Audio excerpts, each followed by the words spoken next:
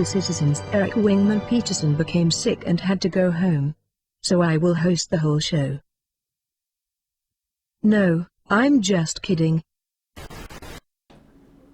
Hey everybody! I tell you what, there's a couple reasons I'd rather be watching her host the show than me. Sorry, we had a little technical difficulties this morning. Couple reboots later, some fix on the vMix software, and we're live! So if you've been waiting, we appreciate it. If somebody left, get their butt back to the thing. We need to be there, baby. We've got a great show, an action-packed show this week. We've got the week in review. We've got forum feedback. Somebody very special showing up on that.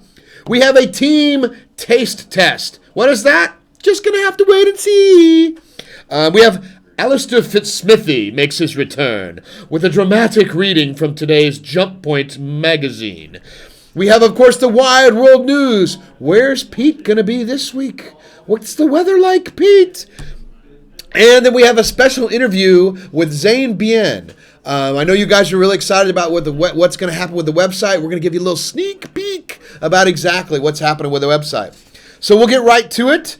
We'll have the week in review. What happened this week? Did we drink margaritas? Did we hang out? Well, outside of opening a bunch of cool stuff from you guys, we had a lot going on this week. We interviewed several new candidates for our senior design position. Rob Irving is we've got a lot of good potential candidates there. He's been looking at them all, checking them out, and I think we're about to narrow that down to one or two, and we should have a new one to be announced here pretty quickly. A lot of people want to work on Star Citizen, and we're grateful for that.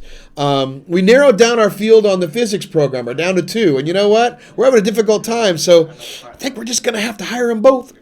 Oops. You'll introduce them in a little bit.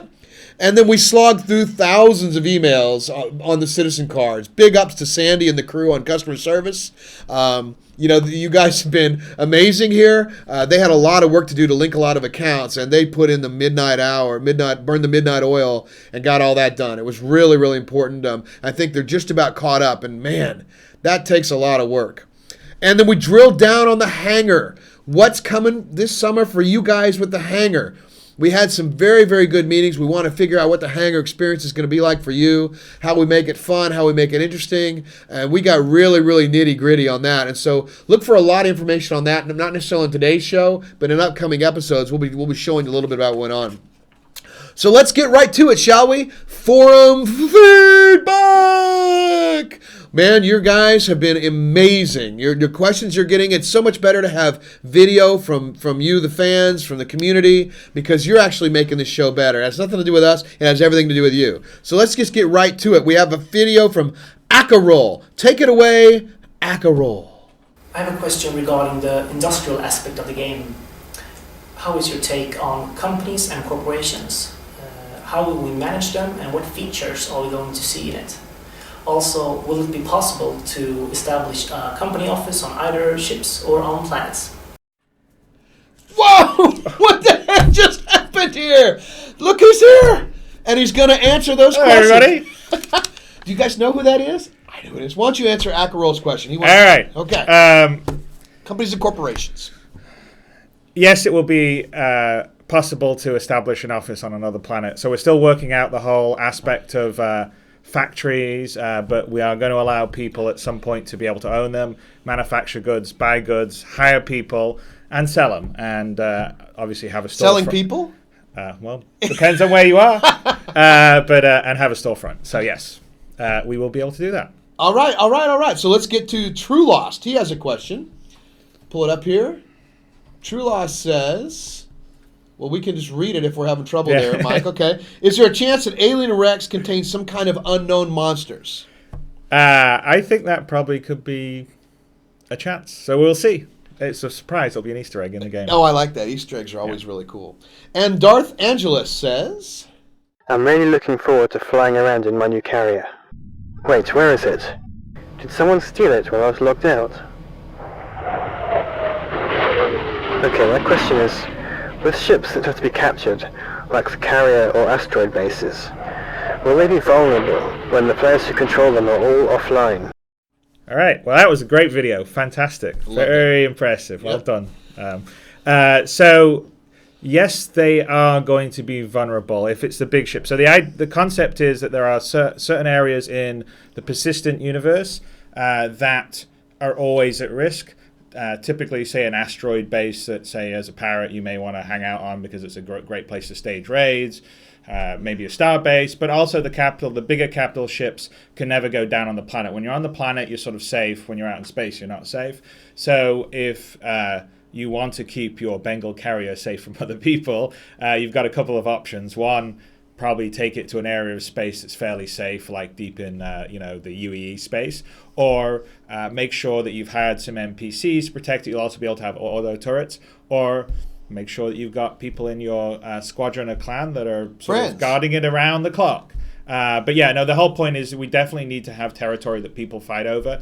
And since it's a persistent world, we can't sort of just put it away and only bring it out occasionally. So that's sort of the upside and the downside of having something as cool as a Bengal carrier. But if they had their own server at home, right? I guess they could run it their own way there. Well, right? Then yeah, they could just have themselves. But yeah, no, I mean, nothing gained, nothing lost. That's put exactly it that way. right.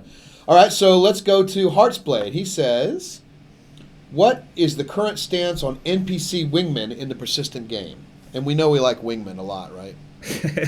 Most of them, except for one. Yeah, whoa. But no. I mean, so definitely, you will be able to hire NPC wingmen to fly missions for you. So you'll be able to actually hire some NPC crewmen on your bigger ships, and you'll be able to hire NPCs to fly on your wing. I mean, the system's going to work in such a way that you'll say, I need someone to fly escort for me, and it can be a player or it could be an NPC.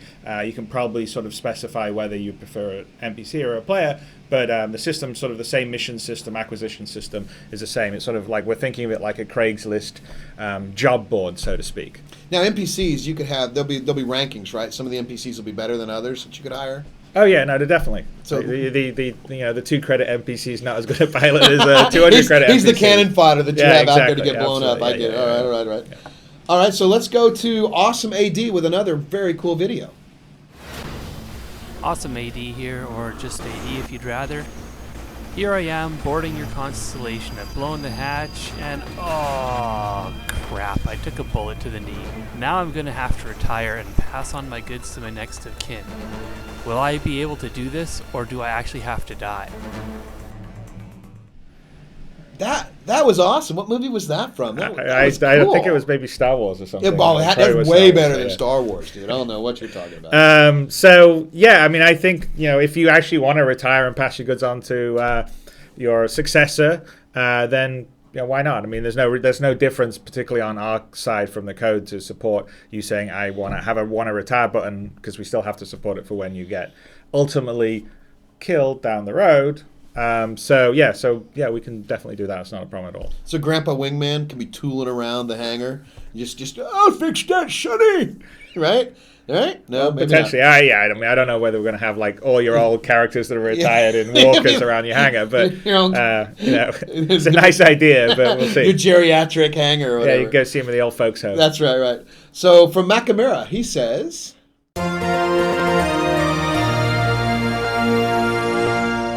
this is GNN bringing you to a live briefing with the Wingman himself. But before we head over, let's start with the backstory. During 2012, a top-secret project was in the doing. Under heavy security, small details began leaking out. What was this mysterious project, you ask? Well, it turned out to be Star Citizen, the lost son of space simulators. This is where the question comes in. Every pilot needs somewhere to park, rearm, refuel, and most importantly, change ships. Now, how will this work in Star Citizen? Will I be able to land on any planet and change my ship, or will I have to go to a certain planet to get a ship I left there? Over to you, Wingman. There you are. That's another great video. So basically everybody's going to have their base hangar, and that's where they will keep, if they have multiple ships, they can keep their ships, and that is going to be set to one planet. Now, that won't stop you in the game from actually leasing or renting another hangar on another planet where you can also store stuff. Right. But when the hangar that you get sort of with your initial ship, you have that once. It's not like it propagates and it's every single planet you can drop a ship off. So if you got 4 ships in your base hangar and you're on the other side of the galaxy, well, if you want to go get one of the ships you're not flying, you'd have to go back to your base. But like I said, there's nothing going to stop you in the game later on. Essentially leasing a hangar on another planet and storing some stuff there. But everyone has sort of one home base that they'll pick, and they'll say, okay, this is where I'm going to be, and they'll leave their ships there. And if they want to move their base somewhere else, they sort of will have to lease some hangar space somewhere else and then move their ships there. I mean, but maybe you could lease another ship there if you want to fly a constellation. You have a mission that shows up and you don't have a constellation there. Could you lease one from an NPC or perhaps another player? I don't know. We haven't as a whole. We haven't even got into like ship rentals. I know. Maybe there's a whole possibility of partnering with Hertz. No. Hertz rent a citizen. Yeah. So no, I mean we haven't. I mean typically you're going to have to buy your ship to be flying it. So we'll have to see. I mean that's all stuff that we'll be working on as we go forward. Absolutely. From McQueen, he says. Hello, McLean here transmitting from Moonbase Alpha. Just asking a quick question about the sound effects in Star Citizen. In particular in the vacuum of space. Will it be realistic and there be no sound effects at all? Or will it be more like Star Wars or Star Trek, with lots of pews and views and booms? All right. We had another great video. You guys are awesome. I agree. Yeah, there's a volume switch on your computer. No, sorry, I don't mean to. So if you're in space, just reach up and turn the speakers off. No. So actually, I don't know. It's an interesting question. We sort of treat the sound. We have sort of interior sounds and exterior sounds that's already set in the engine right now. So thinking about it, potentially, I'm not going to promise it, but that would actually be something that could be an option that someone does. I mean, I think the default's going to be like Star Wars or Star Trek, where you have all the cool pew pew sound effects. I think that should be actually in the game. Pew pew pew pew pew pew. But it may not be that difficult actually to sort of have a realistic space sound button on it. I won't promise it yet, but I think our audio is sort of. The way it's set up, it would be actually fairly simple to do. So we'll definitely investigate that. But, like I said, I mean, I think the fantasy of Star Citizen is much more in sort of the Star Wars, Star Trek mode. And so that's sort of the vibe and the feel we're going for. Because after all, our space combat, is at speeds that is not realistic for what space combat would probably be in the future. But It's a hell of a lot more fun because who wants to target your enemy on a computer and see whether you've blown them up 1,000 miles away? You'd much rather shoot them down dogfight style. So that's kind of what we're doing, but we'll investigate that. So there you go. And Razor X pew-pews away. Chris Robert talks about ship's fly-by-wire system in the GDC 2012 panel. Is it possible to have 6 degrees of freedom data transmitted to an API? So we can take those signals and send them on to a custom motion software that controls the movement of the platform. I think she's much better than Wingman. I totally agree. I do. You're not going to get far more attractive as far as I'm concerned. No doubt about that. That's something that I can't sort of promise right now, but it's definitely something we're interested in. I mean, my sort of goal would be to build sort of the dream Star Citizen setup, which would include a 6-degree axis of motion seat, have the rift on your head, sitting there with a joystick, and I was almost thinking if we get that built like towards the end and we're going around to places like Gamescom or PAX, we can have that cool setup that everyone can come in and show your Star Citizen card for entrance and get to play it in the sort of cool virtual reality setup. So that's definitely sort of on our sort of R&D level and research. The good thing is that the CryEngine itself has a lot of support for all this kind of stuff already built into it, because a lot, it's not necessarily that well known, but there's a huge amount of CryEngine work that happens on military stuff, especially military stuff in Europe. So all that stuff is supported for military stuff. So they actually already have some 6-degree of motion stuff in the engine already that they've supported for sort of, real sims. So we definitely are going to be looking at that, mainly just because it's great. It's cool. Yeah, and that'd be a perfect gift for your wife on Christmas, right? Just a nice here you are, honey. Honey, let me show you how to use it. I'm sorry it has Chris labeled on there. I don't know how that happened. Or Wingman, whatever. All right, so we got one last video, and it's from This Is What Happens. Take it away.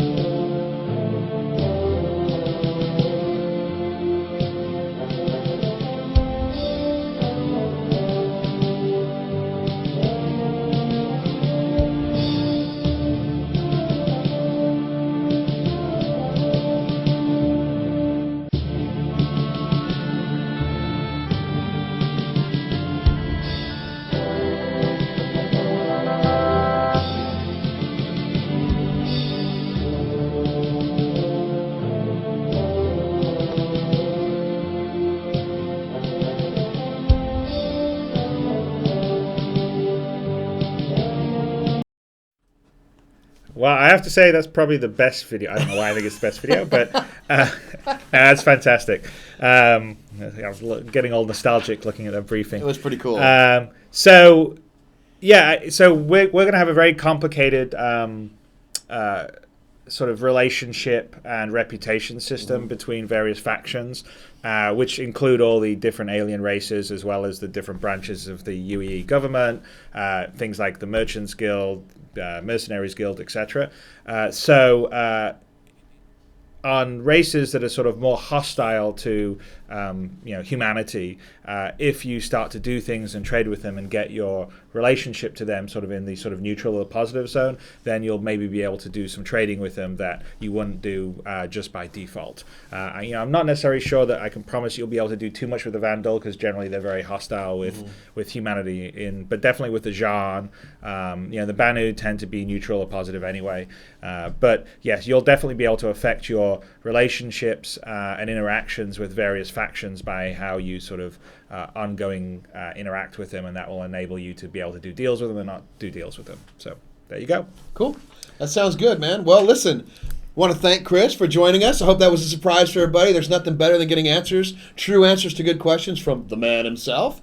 And I know you have a lot of work to do. I know the wolves are outside crying, biting at your heels to get the nuggets and then get the work done back in the office. So we'll say goodbye to Chris after this next bit. But now we have a segment coming up that has become, dare we say it, an instant classic. Our very own resident thespian and scholar, Alistair Fitzsmithy, returns with another dramatic reading from today's Jump Point magazine. Take it away, Alistair.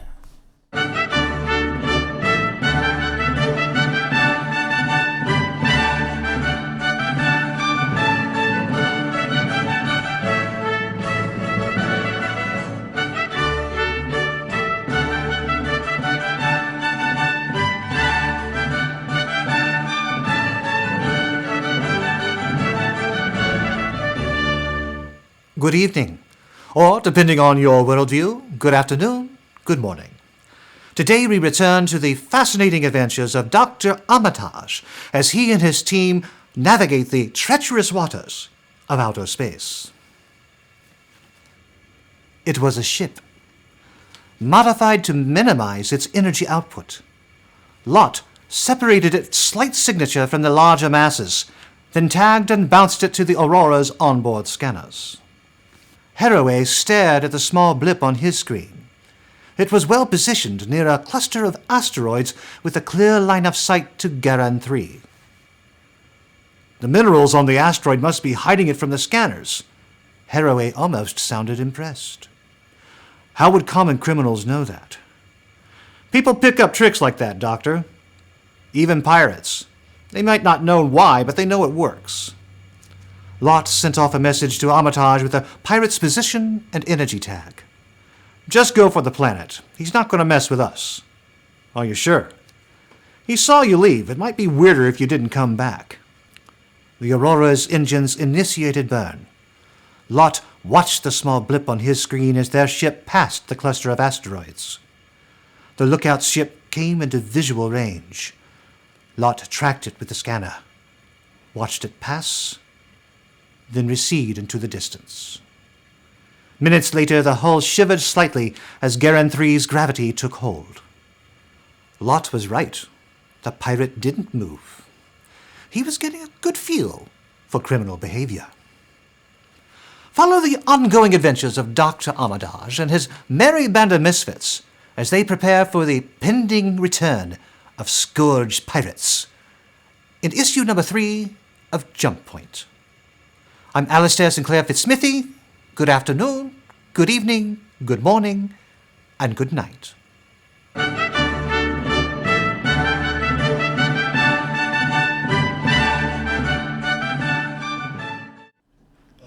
Thank you, Alistair. This week, our team received a very generous gift from Idolonius, including a huge selection of odd mints. Yeah. So he sent us some Dead Guy Ale, and then... Have you read this book? No, what is this? Ready Player One? Oh my god, it's an awesome book. Awesome. This is pretty badass, dude. It's like... Oh shit, no! Sounds like Russia this morning. Bacon mints. Ready Player One. That's for you. What? Fake? Oh, good. Yeah, he mentioned this in Does anybody want some mints? We got some more swag. Bacon mints? That's terrifying. Cthulhu mints. Rubber ducky. Dude, these are awesome. Oh yeah, here's to you. Why does Pete get the first beer? Because he's in line first. God damn it. He's got nothing to do, man. Thanks, Ireland. Shaped like Thank me you. before you know it. Use the opener. Thank you, sir. Thanks, Adam. Brian, beer? Let me, here, Mike, you can have this one. Mmm. Okay, I'll Thanks, take that one. Idolonius. Thanks, Idolonius. Thanks, everybody. Appreciate it. You're the best. Seriously, I mean, you guys are absolutely the best. You know, not only did we get that, but in the spirit of sharing with everyone, the dev team has agreed we drew straws, and they're going to comment on the interesting mints that were sent by Idolonius in the box. We drew straws, so take a look at all these different kinds of mints we have. It's very weird, very strange. So each one of them is going to come in here. We're going to test out all those mints. So, and guess who drew the short straw? Yeah, always me, right? So come on in, guys. We'll get Tom Oliphant in here first. Tom, you going to pick your selection of mints? Get down here and tell me which one are you going to try? Which one? Oh, let's see. I'd like to try the Last Supper. The Last intriguing. Supper. The Last Supper. Okay, yeah. Tom's trying the Last Supper mint. Let us know what you think, Tom. Is this something you need help with? Maybe we'll see. Yeah. Tom trying the Last Supper. This is otherwise known in the industry as dead air. We are. All right. Okay, it. so Tom, you broke it, but now you can have one of the Last Supper. So here's Tom trying the Last Supper mint. Give us. Oh wow. That is filled with. What is that filled with? Goodness? I'm not sure. It's like 6 different flavors all at once. Oh, is it good? Is it good or bad? Magical. Magical. All right, Tom. Come on. All right. Who we got? You know what? I'd really like to have another Tom. We just can't have enough Toms. We got multiple Chris's and. Hey, Tom Sawyer. How are you doing, buddy? Welcome to the show. Doing good. So we've already done the Last Supper, so this one's out. Which other of these mints you want to try? Oh, I got my eye on bacon mints. Bacon mints, yeah. Dude. All right. Everything tastes good with bacon. Dude, there is no doubt about everything tasting good with bacon. Look at you, you're a mint opener right away. Other Tom broke it. So? It tastes minty. Minty. I don't sense any bacon. No bacon? But it's delicious. So this is false advertising? It could be. It could be, but it's delicious. But I got bacon at my desk, so I'll just go ahead and mix it in. Yeah, go have some real bacon back in the place. All right, thank you, Tom Sawyer. Who's next? Brian Brewer, lead animator. Brian, we've already done these two, so you got all these on the table. Which one are you thinking about trying here? I think I'll do a Russian roulette. Hold on, I'm going to close my eyes. Russian roulette, okay. Whatever. What did you get? What did you get? What is this? Ranch flavored. Oh no, I heard about these. Some of us have already sampled the ranch. Okay. This might have been the one that the short straw guy did not want to try. Let me try this. You did. Hey man, you wrote your own funeral there, pal. All right. What do you think of the ranch? Well, it's how I imagine 6th Street would taste. Yeah, like after a good night of partying, like 4 in the morning, when all the beer bottles are laying on the street. Some of you are like licking up the street. That's not good. It's not bad, but yeah. I can actually smell that, so I'm gonna have to ask you to take 6th Street out. Kind of smells like 6th Street. Man, that is not good. All right, Brian, thank you. Who's next? Who do we got next? Who's the next victim? Oh man. Rob Irving, lead designer. Rob, tell us what's going to happen. I would not recommend trying the ranch. I've got to do juvenile delinquents. The juvenile delinquents. Yeah, of course you do. It's necessary. Juvenile delinquents, of course. Okay. I'm terrified. So Rob's already done this. He's on camera. He's shaking like a leaf over here. So what are you thinking? Give us your real thoughts here. I'm not tasted much of anything, really. So you got lucky. Sort of like paper and mint. Paper and mint. Paper and mint. That's not bad then. That's okay. So we got that's an all right one. All right. Let's see. We got next. We got next. Is it Ben Lisnick? You coming in here, Ben? Yeah. All right. Give it one more try here. What are you gonna do? I'm gonna try Cthulhu. Cthulhu. Now we know the story behind Cthulhu, right? He's like a demon from somewhere and probably from Hades or whatever. Maybe you're not able to try Cthulhu. Maybe I'm not able to try Cthulhu. That meant that these mints may be sealed with. I superglued Cthulhu earlier. Is that a problem? Let me see if I can Cthulhu ourselves up here. Darn, I don't get to try a mint. You want to try? You're not getting off that easy, pal. Maybe you are. You want to try another one instead while we try? Yeah, I'll try this. What is this? Monkey. Monkey. Well, Cthulhu could be a monkey. I got a Oh, wait. Oh. Cthulhu's open. Okay. Let's leave Monkey somewhat open. If we'd actually thought about this bit before we did it, we'd have had them all open already. But that's how we roll. So this is Cthulhu. Not bad. Tastes like a mint. Mint? It's a distinct aftertaste of space lube. Oh, that can't be good. Used space lube? Not good, not good. Space spiders and space lube right here on the Wingman's Hangar. All right, so Zane, come on in. Zane Bien. You guys are going to see him a little bit later as well. We've only got one rule here on the Hangar, and what's that rule about being on the Hangar, Zane? Don't suck. That's right, don't suck. But we can taste. So yeah. Let's. You got some assortment of mints here. What are you going to do? Tough choice. It is. So what are you picking at? What'd you pick there? The Machismo. That's Machismo. Machismo. I know you're from Hawaii, and you probably wouldn't get that, but that's So like... the secret to opening these mints. Macho. Muy macho. It's like Spanish. Yeah. Yeah, it would take somebody with Machismo to open the mint container. You have to do it really lightly. Oh, you're doing it lightly. It really is a secret? That's the secret. Oh. You don't try to pry it open because it won't happen. Let's see. Where's Zane? But he should have been the first one in here explaining this to everybody. So Machismo.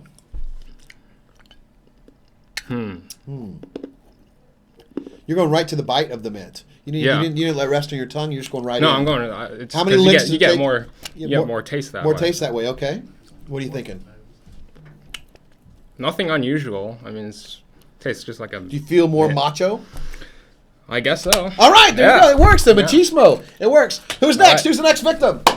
Brendan Jackson, graphics program extraordinaire. Which you got a few left here. I'm going to go for the zombie mints. Zombie mints. Now, Zane said if you twist it slowly, it opens easily. I think I'll see if I can... Look at you, dude. That's a professional mint. I've practiced at this. Unbelievable. Let's see what they taste. Can I taste death? You know, those don't smell very good, by the way, just off the top. Oh, yeah, they don't. They don't. How do they taste? I really cannot taste anything. Well, then you're pretty lucky, I guess. So zombie mints are, you're dead, so... Yeah. It just tastes like brains, probably. There goes Brendan. He's dead. Permadeath. He's next of kin is now inheriting. So who we got next? The man with two first names, Forrest Stefan. You guys remember him from last week? Forrest, we got a few left. What are you going to test? Let's do monkey mints. Monkey mints. You've already picked one that's already open, so it's good to know. Yeah. No, go ahead. Yeah, absolutely. I'm gonna go all out. I'm gonna take. You're gonna take a few? Yeah, there we go. Dude, you just live on the edge, don't you? You guys remember Forrest in the green screen last week? His tat just completely disappeared. Dude, that is seriously awesome. Look at you going all in. What do the monkey mints taste like? What do they taste like? Actually, they smell okay. Like candy. They're like candy? Yeah. All right, well, so that's a good one. Actually, You take them with you. Okay, so see you later. There you go. Who's next? Who's next victim? Jason Spangler. He's been on the show before. Jason, CTO. What have you chosen? No, I'm not choosing. I'm just trying to open, so you can choose any of these left.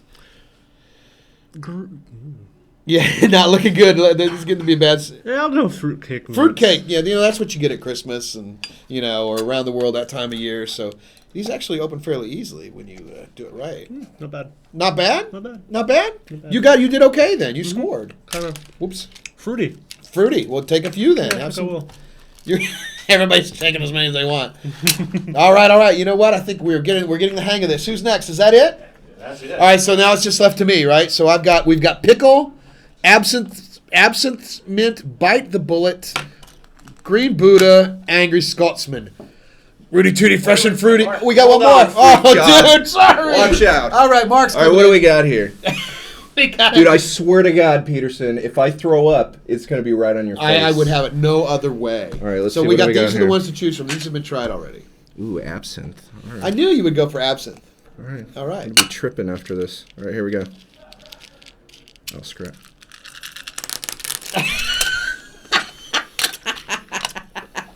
That's no! Get away from me with that stuff. Actually, that's pretty good. Is it pretty good? Why Not bad. don't you take the absence with you and then Mine now. Yep, yours now. Thanks, bitches. I had totally lost control here. So that leaves me bite the bullet, pickle, angry Scotsman. I'm gonna go with angry Scotsman. So we'll try this one out. Tastes a little wintry fresh. Kind of tastes like a little evergreen, like a tree. Not bad. Thank you, Idolonius. We appreciate all that. Let's get back to the show. We're going to go to Wide World News.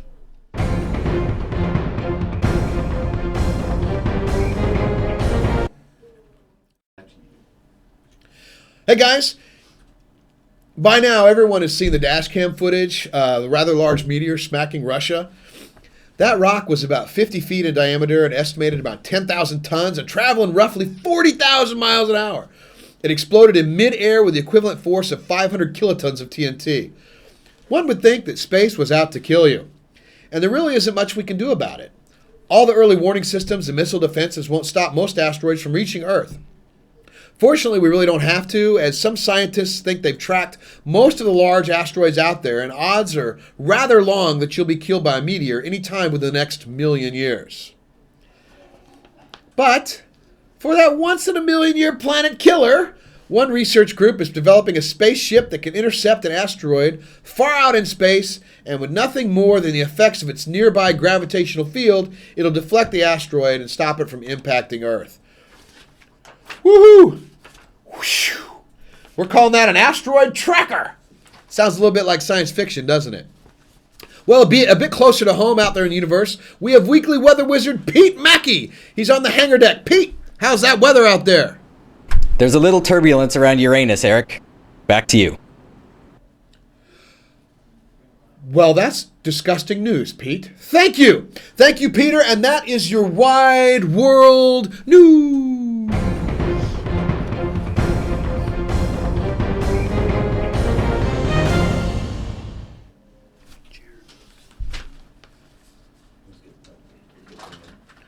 Oh, we're back? Yeah. Oh, hey, today's Wingman's Hangar guest, Zane Bien, is responsible for the front-end web design of the upcoming RSI website.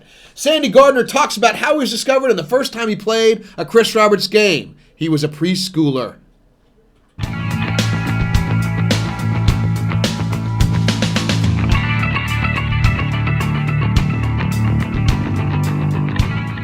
Hi there, I'm here with Zane Bien, our user interface designer. Hey, Zane. Hello. Can you introduce yourself to everybody? Yeah, my name is Zane Bien. I'm originally from Hawaii on the island of Maui, and I'm basically in charge of web design. I might be doing some in-game user interfaces too. And what got you into the games industry? Well, actually, this is my first job out of college. Yay! I just graduated over the summer, and basically how I got here was one of my buddies who I worked with, he introduced me to Chris Roberts. Have you played one of Chris's games before? I actually have. I didn't know I played Chris Roberts' game up until like last year when I heard of him.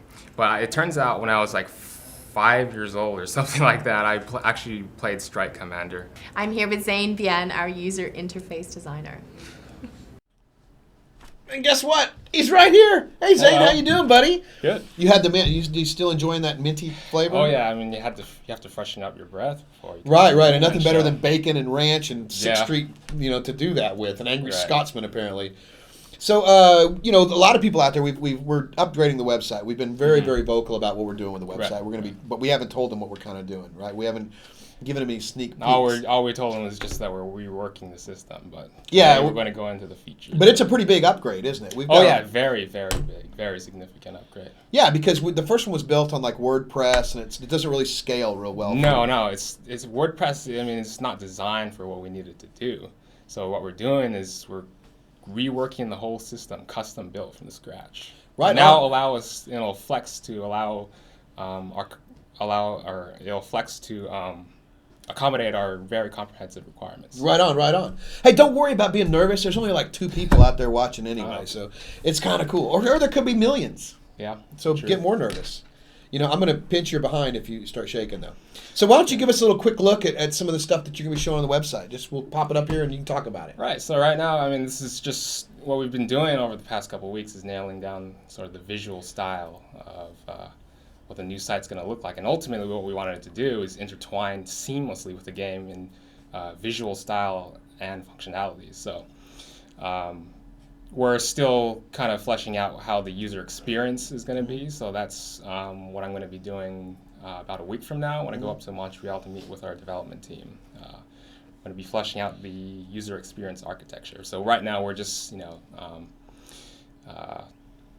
defining the visual style. Right, and then that's going to eventually be the portal into the game. So Right. the idea is it's going to be a seamless transition as you get to the website, right into the game through the website, and that's all got to that's why you're also doing the UI on the game as well, right? Indeed. So it's all going to feel like all tied together, which is kind of what we're trying to do here. So why don't you tell us a little bit about your previous work and how you came aboard with the team? How'd that all happen? What happened there? So is that where we're at, or am I just jumping ahead?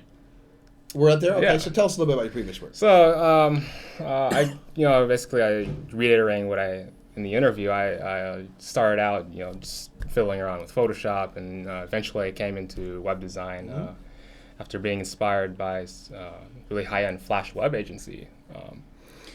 And I did digital art too. So I worked with Terrigen and space art, doing like planets and spacescapes and landscapes, stuff like that. But my thing is mainly just user interface design now. That's my main focus, like as we're seeing there. That was done a few years back. Wow. That's pretty impressive. And we sort of found one of our fans hooked us up with you, and we were like, we were looking for a front end web guy, and your stuff was amazing. And so we're like, we called you up, and you were in Hawaii, right? So how are you liking Austin so far? Oh, it's amazing. I love it. I mean, temperature is a lot more variable, and there's a lot of traffic. Yeah, wait till you get to Montreal. You think it's cold now? Wait till you get. This is my transition point right now. Right, you're like getting used to 65 degrees. And then it's like 10 or whatever. All right, -0. So what can we expect for the visual style of the game and interfaces and applications? How can we expect it to work? What's it going to look like? So some of the new features on the site, it's going to be totally reworked on the front end. So there's, in terms of the technology and stuff like that, we're going to be doing, we're going to be doing all HTML, CSS. There will be some Flash, but only for like embedding like Vimeo and YouTube and stuff. You can kind of see a little bit of what you did for right here on the screen for how we put you to a test and you blew us out of the water. This is basically what got me hired and onboarding to CIG. I mean, look at that, folks. That's just brilliant. Look, it's really cool. And that's all rendered in HTML, CSS, JavaScript. Right. So that's the kind of things you can expect coming up on the new website, which should be, we're hoping to go, beta around? Towards the end of May. End of May. It just takes a while to get it right. We want to make sure that we get the experience right for you, and it is such an important part of our process, or such an important part of the experience for the fans and for everybody in the community to get in there. We want to get it right, and and there's gonna be, and on the new site we're gonna implement a lot of new community features like. We'll have a thing where you can search posts very easily. We'll maybe have a Google style thing where it automatically updates the post and goes as you're typing it in. So comm links will no longer be lost, like in the verse. And you will be able to tag the post too. Like if you want to search Wingman's Hangar, which of course you do. Yeah. Right, you need to have access to all the Wingman's Hangar shows. Yeah, so if you want to find out news about the Hangar module coming up, we'll tag the post as Hangar module, and you'll be able to type that in and instantaneously bring up all the search results. Plus, you'll be able to find like Death of a Spaceman and the important things we've done before. Because we have a lot of new fans coming on board that have never seen these important things, and then they ask the same questions, and we'd like to have a repository where they can easily find it. So, what do you do outside of work, man? What hobbies? What are your interests? I like going on the beach and cruising. You're kind of not. That's not really happening. Oh wait, yeah, I can't do that anymore. Yeah, we could go to the beach. It's just 3 hours away. Beach and cruising. I like weightlifting, ripping phone books, hanging sideways on poles. All the usual ordinary stuff. Yeah, all the usual stuff. Who doesn't like that? And one of the last questions here is, how have you adjusted to having a time you have to get to work on time and getting up early every day? You doing really well with that? You making it everything? Oh yeah, I've been making it on time. Yeah. At first, starting out, because the time zone stuff, I wasn't acclimated, so I was coming in at like 11, 12.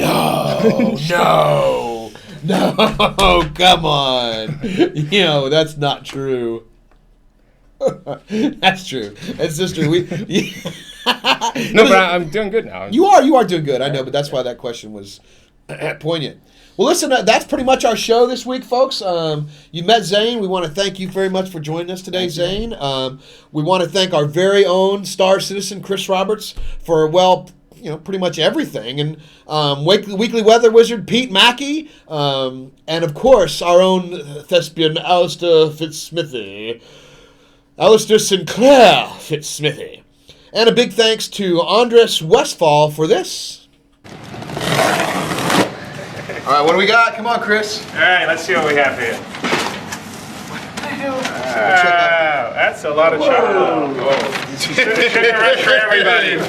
That is a ton of candy. For Shine. It's Cloud Imperium Games. Here's some yourself copies. Get in there, guys. Get your stuff, man. Chocolate. Thank you very much, Andreas. Thank you very much, Andreas. Best friends in the world. Thank you. Thanks. Thank you. Thanks. Thank you.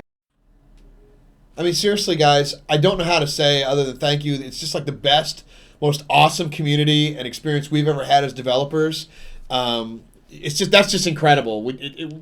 Everybody here is blown away, and we can't thank you enough. Thanks to the subscribers for your continued support. We couldn't do this show or bring you Jump Point or bring you all the exclusive content that we're doing. Thanks very much to the pledgers. Without you, we wouldn't even have a game or company. So everybody, thank you, thank you, thank you. I mean, you just can't say thanks enough.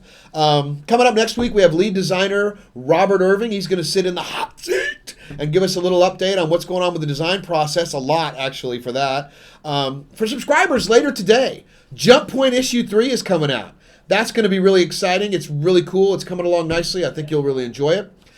And as we've promised before, the Jump Point will be leaked, or stuff will be getting down to the regular community after, it's been out a while. So today, we're opening up a brand new section on the website, the engineering section, Yes, right? we are. Right, the brand new section with some tidbits from Jump Point 2, the Bingle Carrier and stuff like that. So look for later on today, the engineering section opening up on the website. Like that. Probably not like that, but way cooler than that. And don't forget the after show, Wingman's Hangover. Go to chat roll on our website. We'll give you the details of where it's going to be. We talk everything that you liked, you disliked. Well, if you dislike it, just keep that to yourself. Pretty much everything in the Wingman's Hangover that went on today, we'll let you know. And remember, if you want your stuff featured on Wingman's Hangover, send it in, man. Send the videos, send music, send whatever. You just might make it. We'll see you in the verse. Shoots.